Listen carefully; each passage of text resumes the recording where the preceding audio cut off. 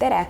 Tänases saates on meil külas üks väga äge noor naine, kes 2 lapse kõrvalt lisaks jõuab tegeleda ka väga aktiivselt ettevõtlusega. Tere, Merili! Tere!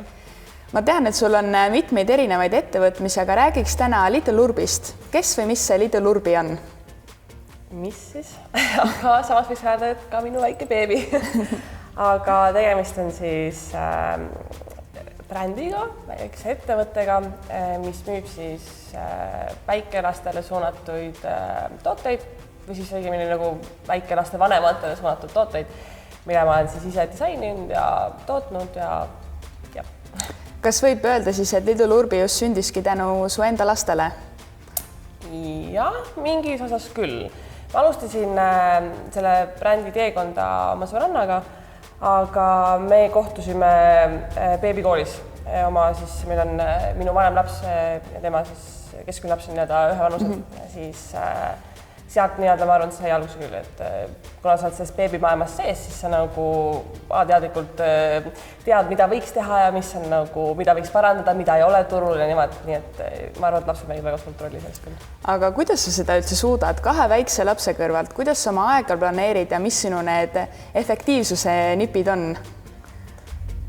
Tegelikult ma olen väga halb aja planeerija, ma arvan, või mul on nagu, ma olen halb distsipliini hoidja, aga ma arvan, et mu väga tugevaks küljeks on multifunktsionaalsus, sest et ma ei tea, ma teen samal ajal süüa, mängin peitust ja ma postitan Instagrami mingit turunduslikku materjali võib-olla, et see laste kõrvalt millegi tegemine on tihti see, et ma pean leidma lihtsalt selle aja, kus ma teen või millal ma teen seda, et ma ei saa võtta seda aega, vaid ma lihtsalt pean ise leidma selle aja ja siis ongi tihti, et ma olen võib-olla kuskil peidus teki all ja samal ajal tegelikult ma ei tea, saadan meili või midagi sellist, et see on jah, selline multifunktsionaalsus.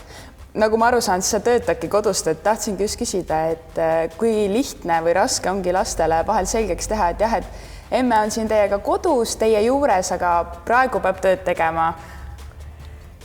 Nad sellest aru ei saa. See ei ole lihtne.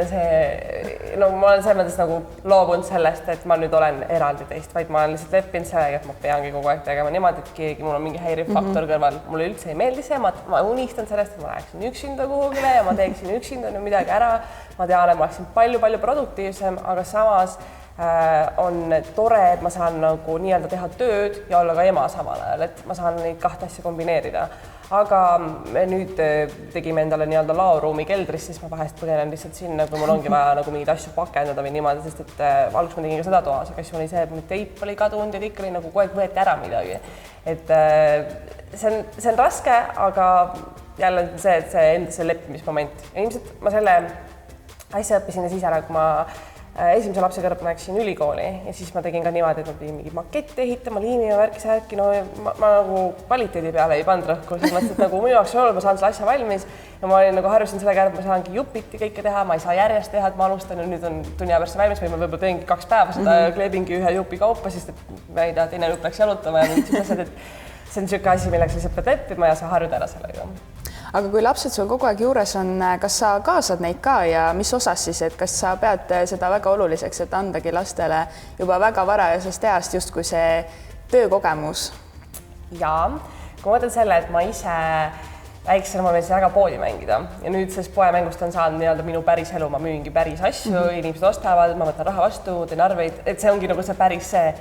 Ja me mängime nii-öelda poodi, aga päriselt, et mu laps, vanem laps siis, kes on 5, tema siis aitab mind selles mõttes päris palju, et ta aitab mul pakendada mingiseid asju, ta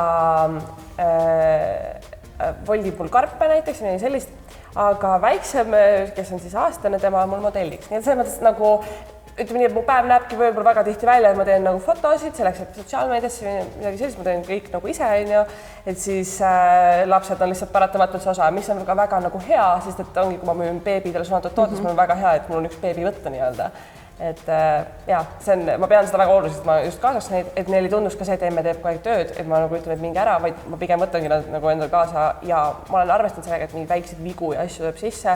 Ma tean, et tuleb, ma ei tea, mõne trükitoote on kätte saanud, ma näen seal mingi nõme, mingi see typo on sees, ma sain, siis ma mingi, et okei, pole hullu, saad ema, äkki keegi teab seal, kes ostab see toote ja näeb, et viga on sees, et ta teab, et tegelikult ma teen seda laste kõrvad, et see on täiesti normaalne. Ma loodan.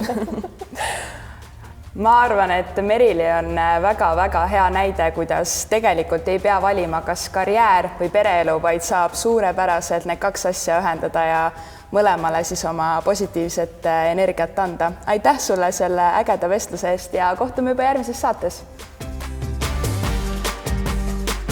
Ole kursis töömaailma teemadega. Kliki telli või subscribe ja näe kõige uuemaid videoid esimesena.